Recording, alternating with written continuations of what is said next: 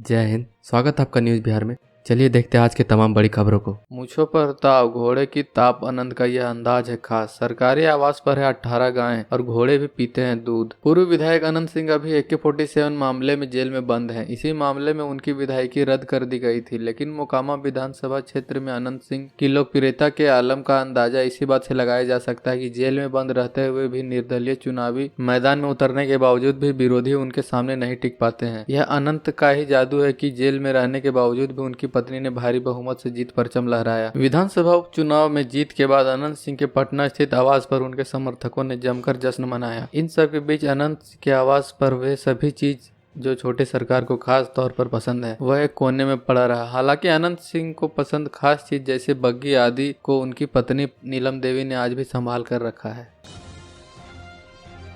बिहार के CM उद्यमी योजना के तहत 8,000 नए उद्यमियों का चयन करेंगे। दिए जाएंगे 10 लाख के रियायती लोन। बिहार में उद्योग को बढ़ावा देने के लिए शुरू किए गए मुख्यमंत्री उद्यमी योजना के लिए दिसंबर से आवेदन लिए जाएंगे। इस योजना का लाभ लेने के लिए आवेदकों को पोर्टल पर ऑनलाइन आवेदन देना होगा। इस योजना के तहत इस साल 8,009 उद्यमियों को 10-10 लाख रुपए का लोन दिया जाएगा। इस लोन में 5 लाख रुपए बतौर अनुदान होंगे, जिन्हें उद्यमी को लौटाना नहीं होगा। मुजफ्फरपुर के चर्चित किडनी कांड की पीड़िता बोली, न जी पा रही हूँ न मर पा रही हूँ, मुझे भी मिले किडनी। राजद प्रमुख लालू यादव किडनी ट्रांसप्लांट के लिए सिंगापुर जाएंगे। संभावना जताई जा रही है कि इसी माह के आखिरी सप्ताह तक लालू यादव सिंगापुर जाएंगे। लालू यादव को किडनी उनकी बेटी रोहिणी आचार्य एक किडनी दान कर रही है। रोहिणी लालू राबड़ी की दूसरी बेटी है। लालू यादव की किडनी ट्रांसप्लांट की खबरें सामने आने के बाद मुजफ्फरपुर के चर्चित किडनी कांड फिर से चर्चा का विषय बना हुआ है। किडनी कांड की पीड़िता ने बताया कि वह भी जीना चाहती है। उसके 2 छोटे छोटे बच्चे हैं। अस्पताल में वह न तो जी पा रही हैं और न मर पा रही हैं। दरअसल बीते 2 माह पूर्व मुजफ्फरपुर के बरियारपुर OP क्षेत्र में एक फर्जी डॉक्टर ने गर्भाशय के ऑपरेशन के बहाने सुनीता नाम की एक महिला के 2 किडनी को निकाल लिया था। मामला प्रकाश में आने के बाद खूब हंगामा मचा, लेकिन धीरे धीरे मामला शांत भी हो गया। अब जब लालू यादव किडनी ट्रांसप्लांट के लिए सिंगापुर जाने वाले हैं तो चर्चित किडनी कांड फिर से चर्चा का विषय बना हुआ है।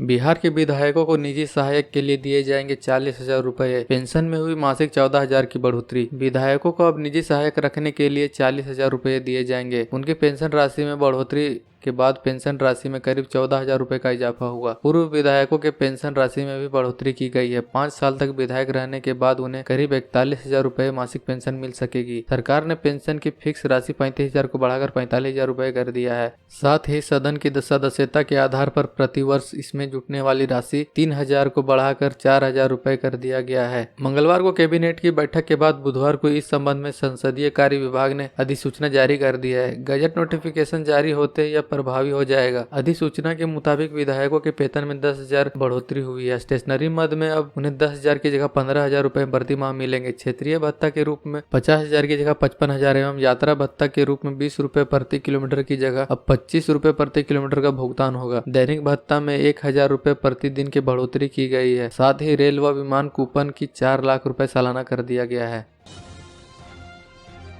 मालिनी अवस्थी की गायिका व पद्मिनी कोल्हापुरी के डांस से रोशन होगा सोनपुर मेला। देश भर से जुटेंगे कलाकार। विश्व विख्यात हरिहर क्षेत्र सोनपुर मेला बिहार में ही नहीं बल्कि पूरे देश की धरोहर है। राज्य के कला संस्कृति एवं युवा विभाग ने मेले की शाम को और भी रोशन करने की तैयारी की है। विभाग द्वारा आयोजित रंगारंग संस्कृति कार्यक्रम की शुरुआत गुरुवार से हुई। गुरुवार को बॉलीवुड गायक रितेश रमन ने अपनी गायिका को जलवा बिखेरा। यह जानकारी विभाग के अपर सचिव दीपक आनंद ने दी। उन्होंने कहा कि मेले में आने वाले लोगों के लिए 5 दिसंबर तक लगातार सांस्कृतिक कार्यक्रम का आयोजन किया जाएगा। मेले में एक तरफ जहां पद्मश्री डॉक्टर सुनील जोगी, प्रमोद पंकज, अनिल चौबे, सुदीप भोला और डॉक्टर भुवन मोहिनी अपने हास्य व्यंग के श्रोताओं को गुदगुदाएंगे, वहीं लोक गायक पद्मश्री मालिनी अवस्थी देवी, ममता जोशी, कल्पना पटवारी और इंडियन आइडल फेम की मनीषा कर्माकर अपनी गायकी से श्रोताओं को झुमाएंगे। अपर सचिव दीपक आनंद ने बताया कि विभाग ने स्थानीय कलाकारों को भी कार्यक्रम में प्रस्तुति देने का मौका दिया जा रहा है।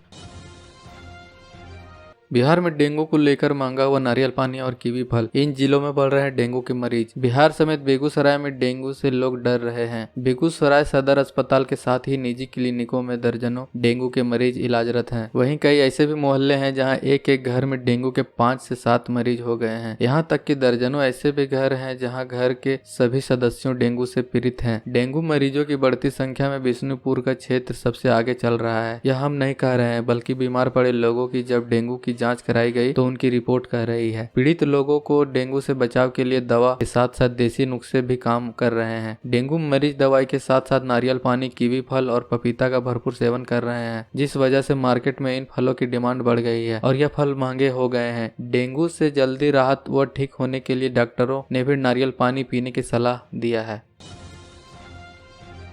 बिहार निकाय चुनाव टलने के बाद भी लागू है आचार संहिता, शहरी विकास कार्य ठप। बीजेपी ने सीएम नीतीश से की यह मांग। पूर्व उप मुख्यमंत्री एवं राज्यसभा सदस्य सुशील कुमार मोदी ने कहा कि नीतीश कुमार की जिद के कारण निकाय चुनाव टल गए, जिससे अति पिछड़ा वर्ग के सैकड़ों लोग मेयर, डिप्टी मेयर बनने से वंचित रहे। सुशील मोदी ने कहा कि हाईकोर्ट के फैसले के बाद भले ही सरकार झुकी और अति पिछड़ों राजनीतिक आरक्षण देने के लिए अति पिछड़ा वर्ग आयोग को पुनर्जीवित कर दिया है, लेकिन अभी भी यह तय नहीं किया गया है कि आयोग की रिपोर्ट आएगी और चुनाव कब होंगे। उन्होंने कहा कि निकाय चुनाव जब भी होंगे तब फिर से नामांकन करना होगा या पहले के नामांकन ही मान्य होंगे, यह भी स्पष्ट नहीं है। बीजेपी नेता ने आगे कहा कि निकाय चुनाव टल गए लेकिन आचार संहिता लागू है, इसीलिए पूरे राज्य में शहरी विकास का कोई नया काम नहीं हो रहा है। उन्होंने कहा कि इन सारी बातों के लिए नीतीश कुमार जिम्मेदार हैं। सरकार चुनाव की तारीख के बारे में स्पष्ट घोषणा करें ताकि ऊहापोह की स्थिति उत्पन्न न हो।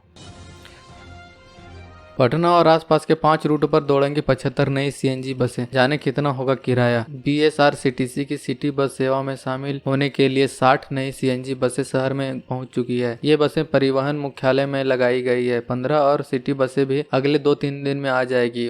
उसके बाद इन बसों को डीटीओ में रजिस्ट्रेशन करवाने का काम शुरू होगा और अगले महीने शहर की सड़कों पर ये दौड़ने लगेंगी। इन बसों का परिचालन शहर और उसके आसपास के 5 रूटों पर किया जाएगा। 75 बसों में से 42 बसों का इस्तेमाल पटना शहर और के आसपास 3 रूटों पर किया जाएगा। 3 रूटों में गांधी मैदान, पटना एम्स रूट, पटना हाजीपुर रूट और पटना बिहार शरीफ रूट शामिल है। वर्तमान में इनमें से हर एक रूट में 14-14 डीजल बसें चल रही हैं, जिनको इन नई सीएनजी बसों से बदल दिया जाएगा। इससे बीएसआरसीटीसी की नगर सेवा पूरी तरह डीजल फ्री हो जाएगी। सूत्रों की माने तो बची 33 बसों में से 20 बसें गांधी मैदान, पटना जंक्शन, बेली रूट में दी जाएगी, क्योंकि इस रूट में यात्रियों का दबाव अधिक है। इससे बसों को यहाँ यात्री अधिक मिलते हैं। 13 बसें गांधी मैदान, पटना सिटी रूट में दी जाएगी।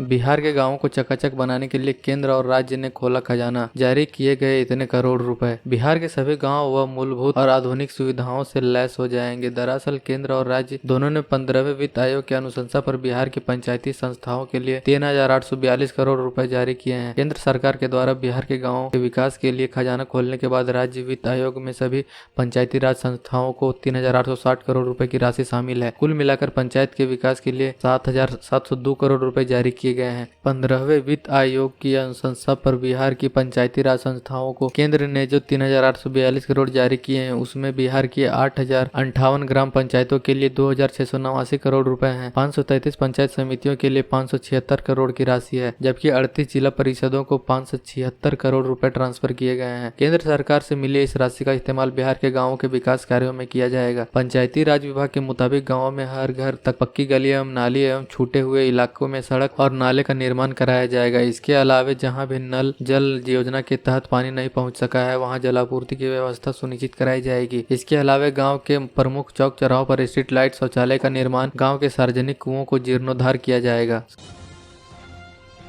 समस्तीपुर में बदमाशों ने लूटपाट के दौरान 2 व्यवसायियों को मारी गोली, हवाई फायरिंग करते हुए भागे। बिहार के समस्तीपुर जिले में बेखौफ बदमाशों ने फिर से एक घटना को अंजाम दिया है। यहां बदमाशियों ने 2 व्यापारियों के साथ छीना झपटी के दौरान गोली मारकर घायल कर दिया। लगभग 5 लाख रुपए लूट होने की सूचना मिली है। घटना बूढ़ी गंडक पुल के पास की है। इधर फायरिंग की आवाज सुनकर जब स्थानीय लोग व्यवसायियों को बचाने के लिए दौड़े, तब बदमाशों ने दहशत फैलाने के लिए हवाई फायर करते हुए मौके से भाग गए। घायल व्यवसायी की पहचान मथुरापुर ओपी क्षेत्र निवासी संजय कुमार शाह और विनोद कुमार के रूप में हुई है। घटना के बाद स्थानीय लोगों ने घायल व्यवसायियों को इलाज के लिए सदर अस्पताल पहुंचाया, जहां प्राथमिक उपचार के बाद चिकित्सकों ने घायलों को बेहतर उपचार के लिए हायर सेंटर रेफर कर दिया। घटना के बाद इस इलाके में हड़कंप मचा हुआ है। लोगों ने पुलिस की कार्यशैली पर भी सवाल उठाए हैं। इधर मामले की सूचना मिलने के बाद नगर थाने की पुलिस सदर अस्पताल पहुंचकर घायल व्यवसायियों से पूछताछ की। घायल व्यवसायी संजय कुमार शाह और विनोद कुमार दोनों रिश्ते में भाई हैं। पीड़ित व्यवसायी ने बताया कि बाजार समिति में दुकान बंद कर बाइक से गोला रोड स्थित अपने घर लौट रहे थे। इसी दौरान एक बाइक पर सवार 2 बदमाशों ने पहले उन्हें धक्का दिया, फिर रुपया से भरा बैग छीनकर भागने की कोशिश करने लगे। विरोध करने पर बदमाशों ने उनके ऊपर गोली मार दी और रुपयों से भरा बैग लेकर भाग गए। बताते व्यवसायियों ने बैग के कितने रुपए थे इस बात की जानकारी नहीं दी है। हालांकि 5 लाख रुपए लूट होने की सूचना मिली है।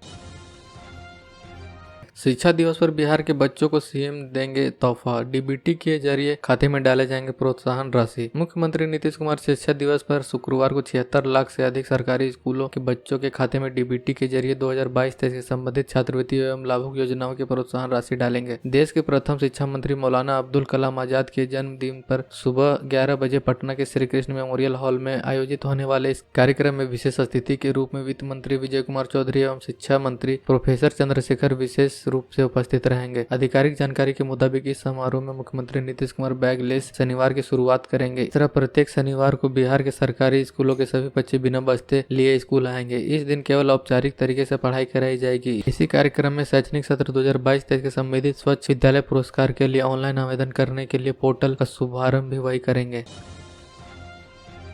मुजफ्फरपुर की एनसीबी की बड़ी कार्रवाई, एक ट्रक पर लदा मिला 34 लाख का गांजा, मामले में 2 लोग गिरफ्तार। मुजफ्फरपुर में नारकोटिक्स क्राइम ब्यूरो के क्षेत्रीय यूनिट और सदर थाने की पुलिस ने संयुक्त रूप से कार्रवाई करते हुए बुधवार देर रात को दिघरा शेरपुर रोड पर खड़ी मिनी ट्रक से 225 किलो गांजा और 270 बोतल विदेशी शराब बरामद किया। साथ ही ट्रक के चालक एवं खलासी को भी मौके से गिरफ्तार कर लिया गया। दोनों के मोबाइल भी जब्त किए गए हैं। इसे लेकर एनसीबी और सदर थाने की पुलिस में 2 अलग अलग प्राथमिकी दर्ज की गई है। चालक और खलासी को शुक्रवार को पुलिस दोनों को संबंधित कोर्ट में पेश करेगी। मालूम हो कि एनसीबी की गुप्त सूचना मिली कि त्रिपुरा से विदेशी मूल का गांजा भारत तस्करी के माध्यम से लाया गया है, जिसे एक मुजफ्फरपुर रजिस्ट्रेशन नंबर की मिनी ट्रक से लाया जा रहा है। सूचना एकत्र करते हुए एनसीबी ने दिघरा शेरपुर रोड में पकड़ा। सदर थाने को इसकी सूचना दी। इसके बाद सदर थानेदार सत्येंद्र कुमार मिश्रा व उनकी टीम भी मौके पर पहुंची। एनसीबी के साथ मिलकर ऑपरेशन शुरू हुआ। जब्त गांजा की कीमत करीब 33 लाख रुपए की आंकी गई है।